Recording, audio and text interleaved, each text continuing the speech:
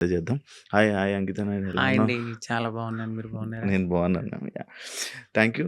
ఫస్ట్‌గా thank you. నాకు చాలా రోజులు మీరెప్పటి నుంచో అడుగుతున్నారు. బట్ ఇప్పుడు కుదిరింది. ఇప్పుడు కుదిరింది. యాహ్! ఆల్ ఓకేనా? యాహ్! ఫైన్. అంతా ఇప్పుడు ఓకేనా? యాహ్! అంకిత నాయుడు. యాహ్! నీ పేరు ఇదేనా? అంటే ఆఫ్టర్ నేను కన్వర్ట్ అయిన తర్వాత అంకిత నాయుడు అని అయితే నేను పెట్టుకున్నాను. హ్మ్. హ్మ్. హ్మ్. బిఫోర్ అయితే నాయుడు. అచ్చా!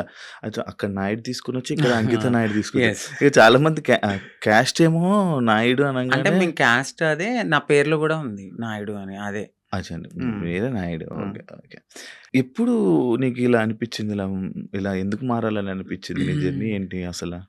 అంటే యాక్చువల్లీ ఎందుకిలా మారాను అంటే, నాకు 9 ఇయర్స్ ఉన్నప్పుడు హ్మ్. నాకనిపించింది. హ్మ్. అంటే లోపల నా సోల్ ఒకటి చెప్తుంది. నా బాడీ ఒకటని నాకనిపించింది. నాకు 9 ఇయర్స్ అప్పుడు. హ్మ్. అది కూడా నేను అబ్జర్వ్ చేయలేదు. నా ఫ్యామిలీ కూడా అబ్జర్వ్ చేయల. హ్మ్. నా చుట్టూ ఉండే సొసైటీ హ్మ్. నన్ను అబ్జర్వ్ చేసేలాగా చెప్పింది. హ్మ్. హ్మ్. అదెలా అంటే నేను బయటికెళ్ళినప్పుడు ఆహ్, స్ నా ఫ్రెండ్స్ గానీ, హ్మ్. హ్మ్. చుట్టుపక్కలోళ్ళు గానీ, హ్మ్. హ్మ్. నీ హావభావాలేంటి ఇలా ఉన్నాయి? హ్మ్. నీ హ్యాండ్స్ ఎందుకిట్లా మూవ్ చేస్తున్నావు? హ్మ్. నీ హ్మ్. నడకెందుకు అలా ఉంది? హ్మ్. హ్మ్. నువ్వెందుకు అమ్మాయిలా బిహేవ్ చేస్తున్నావు? హ్మ్. అని నన్ను అనేవారనమాట. సో, హ్మ్. నేనెప్పుడు పట్టించుకోలేదది. హ్మ్. సమ్‌టైమ్స్ ఎప్పుడైనా నేను ఫ్రెండ్స్‌తో బాయ్స్‌తో ఎక్కువ ఉండేదాన్ని కాదు. హ్మ్. హ్మ్. గర్ల్స్‌తో ఎక్కువ ఆడుకునేదాన్ని. హ్మ్. హ్మ్. హ్మ్. అప్పుడు బాయ్స్ అందరూ వెళ్తూ, వెళ్తూ 0.5 చెక్క ఇట్లా డిఫరెంట్‌గా పిలిచినప్పుడు నేను చాలా హర్ట్ అయ్యేదాన్ని. హ్మ్. ఒకసారి నేనెళ్ళి నా అద్దం ముందు నేను ప్రశ్నించుకున్నాను. హ్మ్. ఏమనంటే, ఏంటి నన్నందరూ ఇలా అంటున్నారు? ఫ్యామిలీ ఏమో బానే ఉన్నావంటున్నారు. హ్మ్. బట్ నా మనసేమో చెప్తుందేంటంటే, హ్మ్. నువ్వొక అమ్మాయివి హ్మ్. అనే హ్మ్. ఫీల్ నాకప్పుడే అనిపిస్తుంది. హ్మ్. ఇది కరెక్ట్ కాదు. ఎందుకు వీళ్ళందరూ నన్నిలా అంటున్నారని నాలో నేను చాలా బాధపడేదాన్ని. హ్మ్. సో, సమ్‌టైమ్స్ ఫ్రెండ్స్‌తో కూడా ఆడుకోకుండా ఒకే రూమ్‌లో ఉండి బాధపడేదాన్ని. హ్మ్. హ్మ్. ఒక సిట్యుయేషన్ ఎప్పుడు నాకు 13, 14 వచ్చినప్పుడు చాలా పెద్ద సిట్యుయేషన్ అంటే బాధ ఎక్కువైపోయింది. హ్మ్. హ్మ్. హ్మ్. నాలో నేనే బాధపడ్డము, హ్మ్. ఒక అమ్మాయిలా ఉండాలనుకోవడం, చీర కట్టుకోవాలనుకోవడం, హ్మ్. బొట్టు పెట్టుకోవాలనుకోవడం. హ్మ్. సో, అది నాకు అలవాటయింది. అమ్మ ఓకే. వాళ్ళు లేనప్పుడు, ఇంట్లో ఓకే. ఎవ్వరు లేనప్పుడు ఓకే. ఓకే. చీర కట్టుకుంటూ ఆ! ఆ! బొట్టు పెట్టుకొని ఆ! నాకు నేను ఒక 5 మినిట్స్ ఆర్ 10 మినిట్స్ నాకు నేనే చాలా ఆనందంగా ఫీల్ అయ్యేదాన్ని. హ్మ్. హ్మ్. ఇక వస్తున్నారనిపించి తెలుస్తది. హ్మ్. అమ్మ వాళ్ళు ఎప్పుడైనా బయటికెళ్ళి వస్తున్నారో ఓ టైం అయింది కదా! అని తీసేసి మళ్ళీ అబ్బాయి బట్టలేసుకునేదాన్ని. హ్మ్. హ్మ్. హ్మ్. ఇట్లా నాకు అనిపించి ఒక టీనేజ్ వచ్చింది. హ్మ్. ఇంటర్ చదువుతున్నప్పుడు ర్యాగింగ్ ఎక్కువైపోయింది బాగా. హ్మ్. అక్కడ కూడా సేమ్ సేమ్ డైలాగులు సేమ్ ఇది. సేమ్ ఒక ఆడింగోడ, హ్మ్. చెక్క, 0.5 హ్మ్. నీ నడకేంటి ఇలా ఉంది? నువ్వేంటి ఇలా ఉన్నావు? అమ్మాయిలతో ఎక్కువ ఆడుకుంటున్నావంటే నువ్వు అదేరా? హ్మ్. అట్లా ఇట్లా నన్ను చాలా అంటే చాలా. హ్మ్. ఇక ఏడవడానికి గూడా నాకు కన్నీళ్లు సరిపోయేవి గాదు. హ్మ్. హ్మ్. ఇక ఇదే నాకు లైఫ్‌లో ఒక టర్న్ వచ్చిందేంటంటే, నేను డాన్స్ బా చేసేదాన్ని. హ్మ్. హ్మ్. ఎప్పుడు పెట్టినా అమ్మాయి సాంగ్సే. హ్మ్. Item songs. ఆ! ఆ! అట్లా నాకు పేరు పెట్టారు. అప్పుడు 'చిట్టి ఆయరే' సాంగ్ అనొస్తే, ఆ! సో నన్నప్పుడు చిట్టి చిట్టి అని పిలిచేవారు. చిట్టి కాస్త చిట్టి నాయుడు అయిపోయిందప్పుడు. ఓకే. అప్పుడు చిట్టి నాయుడు అని పిలవడంతో చాలా మందికి చిట్టి నాయుడు అని తెలుసు. ఓకే. ఎక్కడ ప్రోగ్రామ్స్ ఉన్నా హ్మ్. వెళ్ళేదాన్ని. ఓకే. డాన్స్ చేసేదాన్ని. ఓకే. మనీ సేవ్ చేసుకునేదాన్ని. ఓకే. అమ్మాయి సాంగ్స్ చేసేదాన్ని. ఓకే. నాలో ఉన్న ఆ ఫీలింగ్స్‌ని అమ్మాయిగా అక్కడ సొసైటీలో రెడీ అయినప్పుడు చాలా ఆనందంగా ఫీల్ అయిపోయేదాన్ని. హ్మ్. అమ్మా! ఇలా నా డ్రీమ్ నెరవేరుతుంది. హ్మ్. నేను అమ్మాయిలా ఉండగలుగుతున్నానని చాలా హ్యాపీగా ఫీల్ అయ్యేదాన్ని. హ్మ్. ఎప్పుడైతే ఆ మేకప్ నుంచి బయటకొచ్చి నేను అబ్బాయిలా ఉండేదాన్నో మళ్ళీ అదే రొటీన్. హ్మ్. హ్మ్. ఫ్రెండ్స్‌తో గాని, హ్మ్. లేకపోతే చుట్టుపక్కలోళ్ళతో గాని, హ్మ్. మీ అబ్బాయి ఏంటి ఇలా చేస్తున్నాడు? నేనెక్కువ మా మమ్మీకి హెల్ప్ చేసేదాన్ని. గిన్నెలు తోమేదాన్ని, హ్మ్. హ్మ్. ఇల్లు తుడిచేదాన్ని. హ్మ్. అట్లా చేసేదాన్ని. మా అమ్మగారు వద్దనేవారు. హ్మ్. చుట్టుపక్కలోళ్ళు నన్ను చూసి నవ్వేవాళ్ళు. హ్మ్. హ్మ్. కానీ మా అమ్మగారికెప్పుడు ప్రతి తల్లికి తన కొడుకు రాజే. అవును. అవును. ఎలా ఉన్నా గూడా. అవును. సో, నన్ను గూడా అట్లానే అనుకున్నారు. హ్మ్. ఒక 18, 19 ఇగ వచ్చేసినియి. మారిపోవాలని నేను ఫిక్స్ అయిపోయాను. ఫిక్స్ అయిపోయారు. ఎందుకంటే చుట్టుపక్కలోళ్ళు అన్న మాటలు అది యాక్చువల్లీ అదే ఇప్పుడు మీకు చుట్టుపక్కల వాళ్ళు మిమ్మల్ని ఇలాంటి మాటలు అనడం వల్ల మీ మైండ్ మారిందా? అలా అని కాదు. అంటే నేనెప్పుడు అబ్జర్వ్ చేసుకోలేదు. అంటే ఇలా ఇప్పుడు ఆ ఏజ్‌కి నేనిలా అవును. మారిపోవాలి, అవును. ఎక్కడికెళ్ళి మారాలో మనకేం తెలీదు. ఆ! నేనేమనుకునేదాన్నంటే ఇట్లా నేను అమ్మాయిగా ఇలా ఇంట్లో రెడీ అవ్వడము, హ్మ్. నాకు నేను ఇలా ఉండడమే అదే నా ప్రపంచం అనుకున్నాను గానీ, వేరే ప్రపంచం ఉంటది. హ్మ్. ఇట్లా అప్పటికి నాకు భయం అనమాట. ట్రాన్స్‌ని ఎక్కడైనా చూసినా హ్మ్. హ్మ్. నేను భయపడేదాన్ని. హ్మ్. మాట్లాడేదాన్ని గాదు. అవును. చాలా భయపడేదాన్ని. ఇప్పటికి ఉండేది. ఎందుకు భయం? అసలు నార్మల్‌గా అర్థం కాదు. అంటే సొసైటీలో కొంతమంది చేసే అందరూ గాదు. హ్మ్. మోరోవర్ కొంచెం మారింది సొసైటీ ఇప్పుడైతే. హ్మ్. అప్పట్లో ఆ! మేమున్నప్పుడేంటంటే కొంచెం హార్ష్‌గా బిహేవ్ జేయడం, హ్మ్. కొంచెం కొట్టడం. కొట్టడము, తిట్టడము. అది గూడా ఎందుకు? ఇదే సొసైటీ వాళ్ళని వేలెత్తి చూపియడం వల్ల ఫ్యామిలీకి దూరమయ్యి, మాకు ఎటు కాని లైఫ్ అయిపోయిందని జెప్పి, సో, అదే గర్జ్ పెట్టేసుకున్నారు. చాలామంది అప్పట్లో హ్మ్. మగవాళ్ళన్నా చిన్న కామెంట్ జేసినా కొట్టేసేవాళ్ళు. అవును. అప్పట్లో. అవును. ఇప్పుడు మారడం అయితే కొంచెం జరిగింది. హ్మ్. హ్మ్. హ్మ్. నేనున్నప్పుడు కొంచెం భయపడ్డాను. హ్మ్. హ్మ్. భయపడరు. హ్మ్. భయపడి ఎవరికీ చెప్పేదాన్ని గాదు. హ్మ్. ఇంట్లో రెడీ అయ్యేదాన్ని. కానీ మా అమ్మాళ్ళకి తెలీదు గానీ చుట్టుపక్కలోళ్ళందరికీ తెలుసు నేను హ్మ్. హ్మ్. ఇలా మీ అని. అమ్మోళ్ళ రియాక్షన్ ఏంటి మరి స్టార్టింగ్ ఇలా అయిపోతాను, ఇలా మారుతాను అనంటే? ఆ! చెప్పారా? ఆ! చేసారా? నేనైతే ఫస్ట్ ఏం చెప్పలేదండి. సో, నేను ఇంటర్ అయిపోయింది. డిగ్రీ వరకు బానే ఉన్నా. అంటే హ్మ్. అక్క వాళ్ళున్నారు. హ్మ్. ఇద్దరు అక్కలు. హ్మ్. సో, మాది కొంచెం గ్రామం లాంటిది. ఏమన్నా చెప్తే ఏమైతది? మా అక్క వాళ్ళకి మ్యారేజ్ కాదేమో అని హ్మ్. నాలో నేను కొంచెం బాధపడుతూ ఇట్లా ఆనందంగా షోస్‌కి గాని దేనికైనా ఎళ్లి నా హ్యాపీనెస్ పంచుకునేదాన్ని. హ్మ్. వాళ్ళేమనుకున్నారంటే ఓకే. అక్కడ అలా చేశాను గదా! ఇలాగ అని తెలీదు.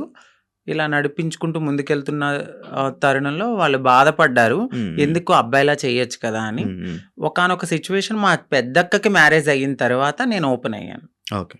చెప్పడం జరిగింది. నేనిలాగా నాకు అమ్మాయి ఫీలింగ్స్ ఉన్నాయి. నేను మారాలనుకున్నప్పుడు హ్మ్. సో, మా మమ్మీ చాలా బాధపడ్డారు. హ్మ్.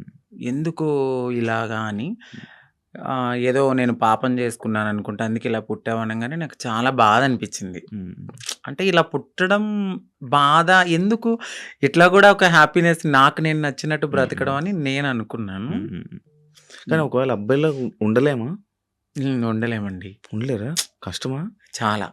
అవునా? చాలా. నాకు నేనే చాలా క్వెషన్స్ ఏసుకున్నాను. ఇలా ఉండొచ్చా అని. కానీ కొంతమంది నార్మల్‌గా వాళ్ళకి ఆ ఫీలింగ్స్ ఉన్నా గూడా అబ్బాయిలాగా ఉండిపోయి పెళ్లి చేసుకుంటున్నారు కదా! కొంతమంది ఇప్పుడు ఇండస్ట్రీలో గాని, బయట గాని కొంచెం పలుకుబడి ఉన్నవాళ్ళు పేరెంట్స్ నేను చచ్చిపోతా, సూసైడ్ చేసుకుంటా అన్నవాళ్ళు మేబీ అట్లా ఉన్నారేమో నాకైతే తెలీదు. హ్మ్. మోరోవర్ 99.9% హ్మ్. ఒక్కసారి మాకు ఈ ఫీలింగ్స్ ఉన్నాయి అంటే డెఫినైట్లీ మారుతారు. హ్మ్. ఖచ్చితంగా మారుతారు. హ్మ్. అది హ్మ్. నేనే ఎగ్జాంపుల్ తీసుకోవచ్చు. చాలా మందిని మీరు హ్మ్. ఎగ్జాంపుల్‌గా తీసుకోవచ్చు. హ్మ్. ఒక సిట్యుయేషన్‌లో ఇంకా హద్దులు మీరిపోతాయి మాకు. హ్మ్. ఇక ఈ సొసైటీ ఏమొద్దు, ఫ్యామిలీ ఒద్దు, ఏమొద్దు. నన్ను నేను మార్చుకోవాలి అనుకున్నప్పుడు ఇళ్లల్లోంచి బయటకి కూడా వచ్చేసిన సిట్యుయేషన్స్ ఉంటాయి. అవును. ఖచ్చితంగా ఉండలేమండి. ఓకే. కష్టం. అసలు చాలా. హైదరాబాద్ ఎప్పుడొచ్చారు? హైదరాబాద్ వచ్చి 2018 ఓకే. ఎందుకు? ఎందుకు రావాల్సొచ్చింది? నార్మల్‌గా అప్పుడు డిగ్రీ అయిపోయింది. హ్మ్. డిగ్రీ అయిపోయిన తర్వాత నేను అనుకున్నదేంటంటే కొంచెం గ్యాప్ వచ్చింది. హ్మ్. ఎగ్జామ్స్ అన్నీ హ్మ్. అయిపోయినియి. హ్మ్. హ్మ్. సో, కొంచెం ఫైనాన్షియల్‌గా మమ్మీకి సపోర్ట్ చేద్దామని అక్కడ మా బావగారు ఉంటే ఆయన తెలిసిన కంపెనీలో హ్మ్. హ్మ్. నార్మల్‌గా కంప్యూటర్ దగ్గర హ్మ్. Job course. అని వచ్చా. హ్మ్. ఓకే. వచ్చాను. బట్ ఇక్కడున్న ప్రపంచానికి సం రెక్కలొచ్చేసినియి నాకు. ఇక ఏ వెళ్ళాలి అనిపించలేదు. ఏ ఒక 2 మంత్స్ చేశానిక్కడ. ఓకే.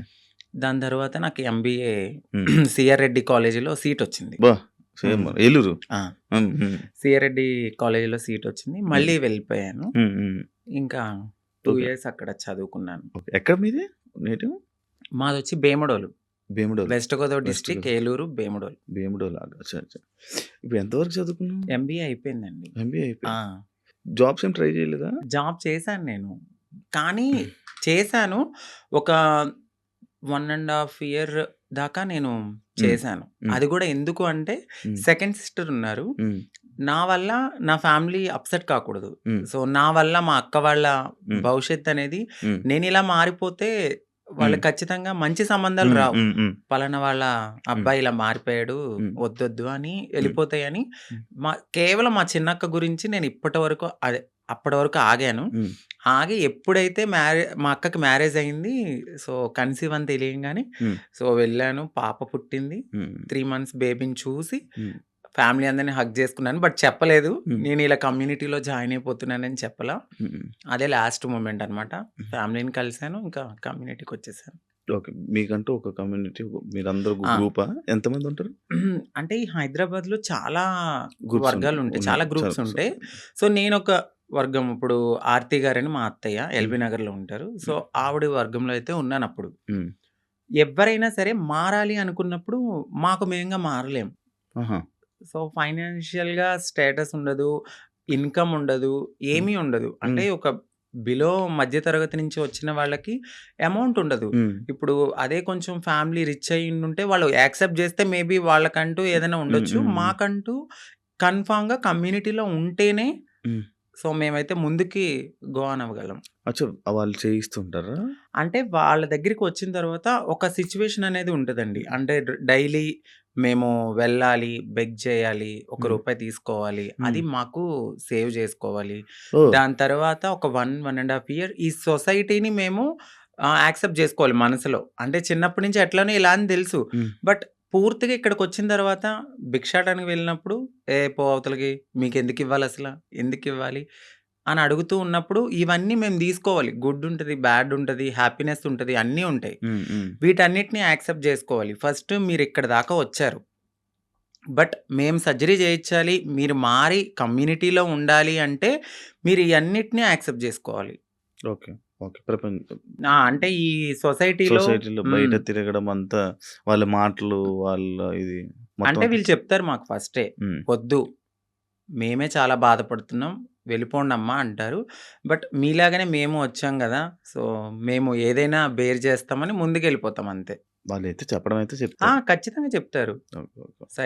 సైకాలజిస్ట్ వాళ్ళుంటారు గదా! వాళ్ళ దగ్గరికి వెళ్లి కలవాలి. వాళ్ళంతా ఓకే అన్నాకనే సర్జరీ గూడా అవుతది. అంటే ఇప్పుడు సిగ్నల్స్ దగ్గర గాని, బయట ఇప్పుడు అలా చేసేవాళ్ళు మారేవాళ్ళు కాదు. మారాలనుకునేవాళ్ళు.